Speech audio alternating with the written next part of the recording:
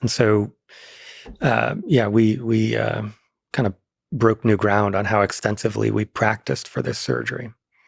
So there was a historic moment, a big milestone for Neuralink, in part for humanity, with the first human getting a Neuralink implant in January of this year. Take me through the surgery on Noland.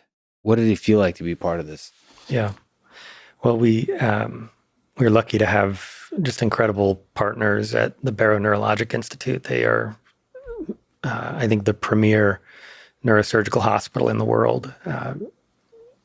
They they made everything as easy as possible for the trial to get going, and helped us immensely with their expertise on how to arrange the details.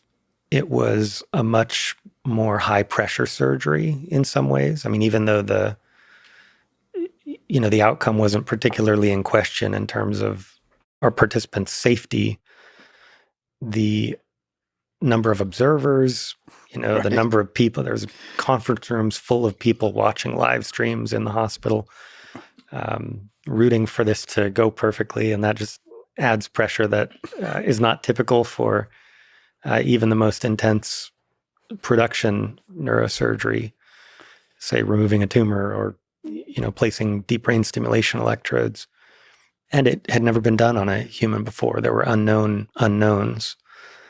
And so definitely a moderate pucker factor there for the whole team, not knowing if we were going to encounter, say, a degree of brain movement that was unanticipated, or a degree of brain sag that took the brain far away from the skull and made it difficult to insert, or some other unknown problem.